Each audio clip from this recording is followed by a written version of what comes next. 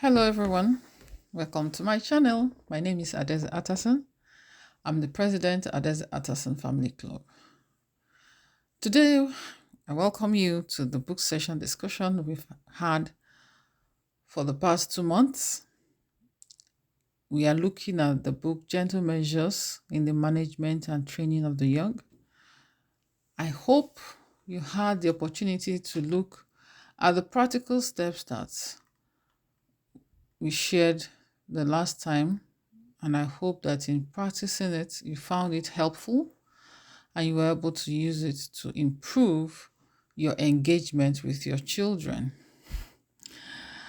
Having said that, we'll go to chapter 2 today, and chapter 2 deals on gentle measures. And the first big question is, what is gentle measure, or what are gentle measures? These are approaches that a parent or caregiver can use that produces calming, quieting, soothing influence on the mind of the child while encouraging right action without causing any painful excitement. Ungentle measures, on the other hand, inflame the mind, cause irritation and agitation in the mind of the child, making the child to feel pain, fear, doubts, or any other kind of negative emotion. Sometimes it will produce an effect of achieving the goal the parent or the caregiver wants, but those effects are not lasting because they come with all these negative emotions. To understand this better, we're going to look at the 3 degrees of violence that adults generally use with children to get them to comply, to obey, to, carry out instructions. And we're going to look at how they affect the child and why it is not the best measure. Then we are going to look at the best measure as recommended by Jacob Abbott, but has also been advocated now in different forms and shapes. When you go to the internet, you see different variation of the same thing, but fundamentally, we are all saying the same thing. So the first measure that adults will use, or a parent or caregiver will use, is to inflict bodily pain. That this could include whipping, confining a child to a tight corner or uncomfortable position, causing physical discomfort or isolation, usually isolation in the dark.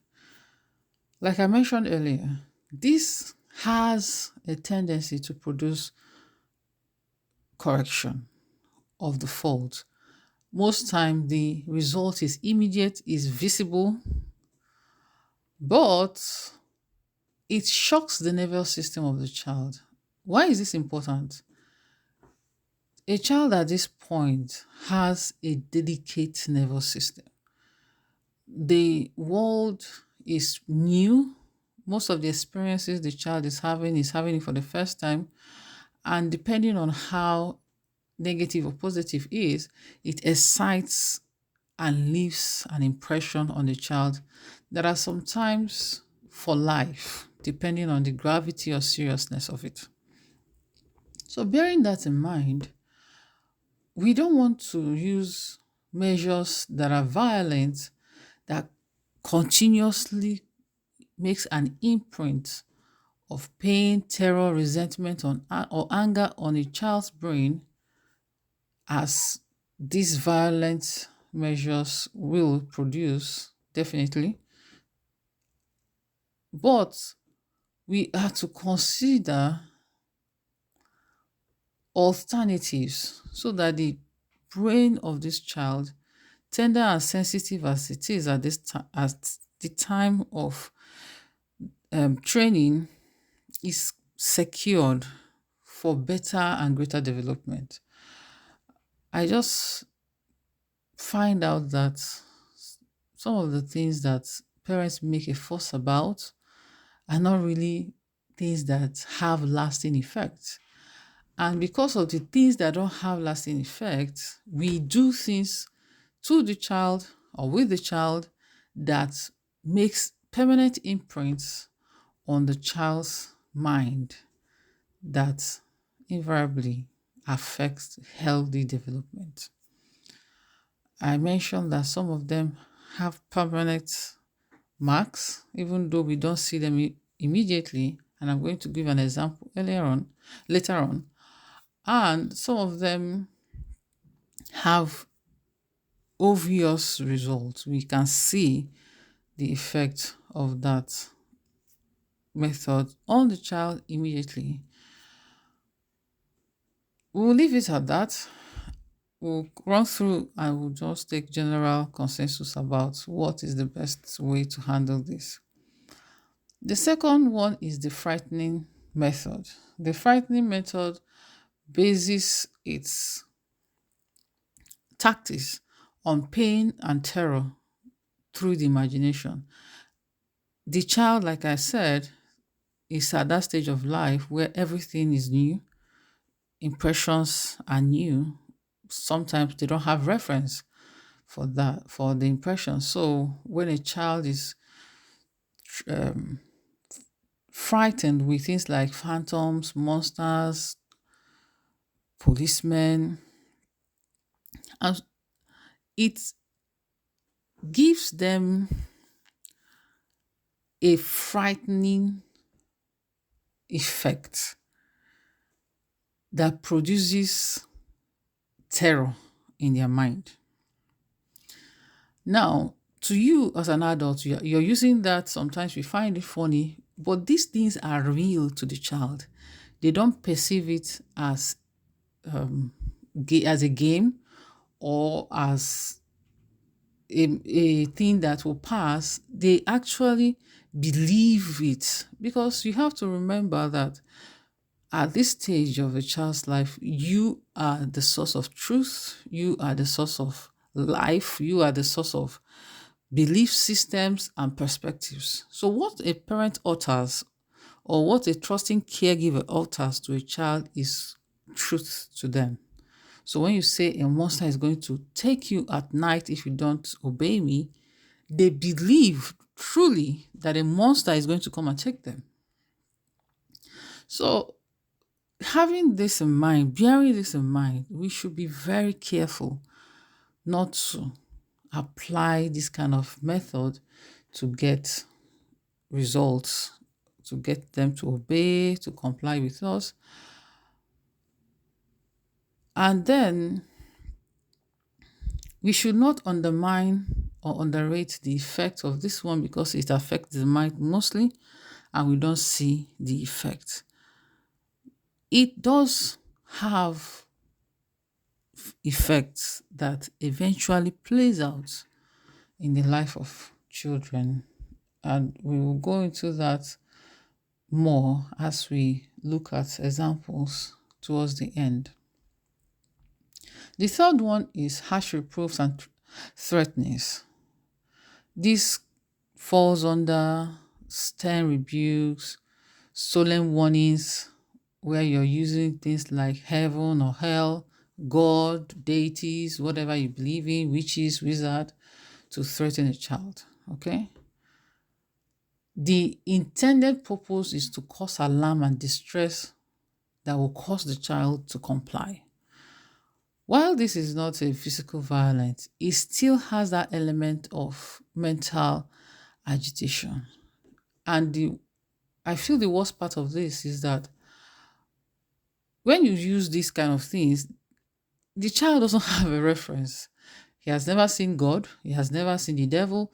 He doesn't know what hair looks like. So it's open to the child's imagination to conjure the worst possible idea to represent what you've told him or her. That's why this once you notice that it affects the child at night, it causes them to have night anxiety and nervous disturbances. and it causes the child to seek protection because it's like an unknown, powerful thing is coming after them. It's going to inflict punishment or destruction, depending on how they interpret it. Okay, having said that, the last part will be focused on the best method, which is what really this book is about, and which is what this chapter is focusing on, but bringing to light the negative ones so that the beauty of the positive one will be seen more clearly. So we are talking about gentle measures. First, you should note that this has endless variety. So you can't limit it to maybe the few things I'll say here, or the few things that are said in the book. It just gives you an idea of the scope, or patterns that can be used. The primary thing to note is that this method does not irritate and doesn't cause the delicate nervous organization of the child to be agitated. It protects the mental and moral development and accommodates the fact that this is a learning process. Adults, parents, caregivers, we often forget that the training of a child, both morally and mentally, is a growth process. Just like the body takes time to grow, they take time to understand the principles that we're teaching them. They gradually learn how it applies to life. They get their perspectives formed, their belief system formed, and that helps them to obey more readily and more easily as time goes on. The challenge most parents have is that they deal with children like they deal with adults, expecting them to not only to comply, but to understand why they are complying and to do it happily. And once a child doesn't follow this sequence, then there is agitation, and then leads to the three different measures that we've already mentioned.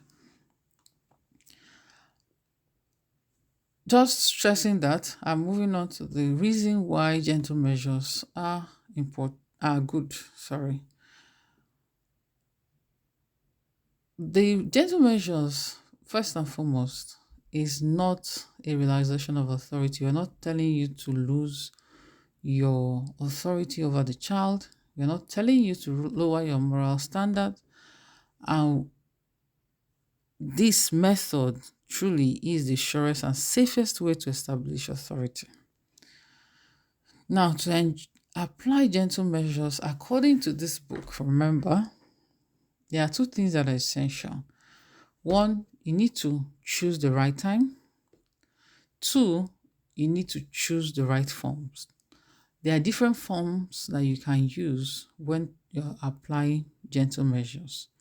You can use storytelling, you can use role play or play acting, you can use illustration or drawing, or any other calm, thoughtful approach.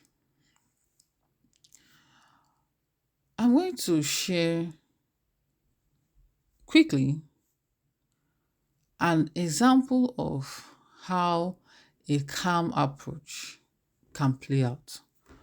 So, your child disobeys in the afternoon. You tell the child to do something, they don't do it. Or a child lies about something. Instead of having that conversation in the heat of their playing time or eating time, you suspend all conversations around that until bedtime, when the event has already gone past and you're probably putting the child to bed. Then you bring that thing up. So this is where the form comes. You can tell it as a story that the child listens to and gives you an input as to the moral of the story. Or you can do like an illustration. But what this does is that it gives you time to process what has happened, deal with the emotions that that event called up, and then allows you to focus on what is important, which is the training of the child to understand the principles of life from that event. By the time the child is also about to sleep, the excitement of the day has calmed down. They are more disposed to listen to what you have to say. Okay? If you do this consistently, you get into the habit of not reacting to events but responding. And for me, I find that this is the greatest challenge adults have when they're dealing with children, because you find that most adults even match the children in their childishness. Because I find that when you try to correct a child in the heat of it, you usually drag yourself down to the child's level.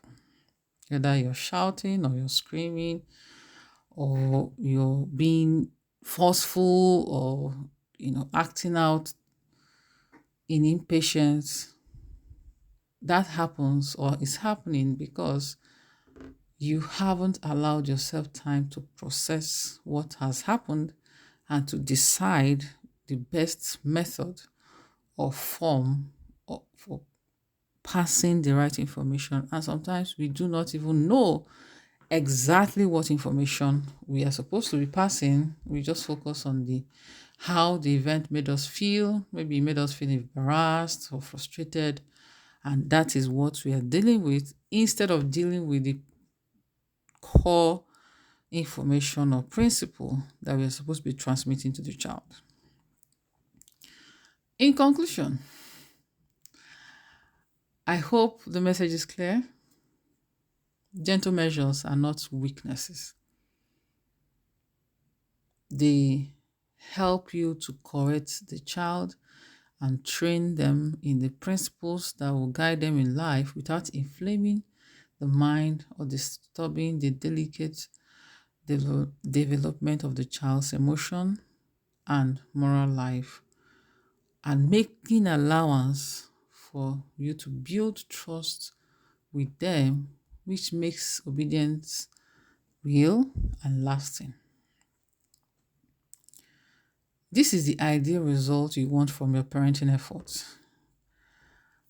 But I'm not going to ignore the fact that if this has not been your mode of training from the earliest age of the child's life, it's going to be challenging. You will find that you will struggle a lot, the child will struggle a lot, because you're trying to establish something that is contrary to what they already know and what you're already used to. So you're going to miss the mark a lot of times, and the child is going to resist these gentle measures a lot of time. They will try to push their boundaries. That is where the concept of patience comes in greatly. You must be patient with yourself, you must be patient with the child, and you must rely on the process, knowing that as you do this consistently, the result is guaranteed. Okay? As you go further into the book, the author teaches parents on how to transit from any of the old methods that they have been using to gentle measures that support the absolute authority of a parent in a child's life.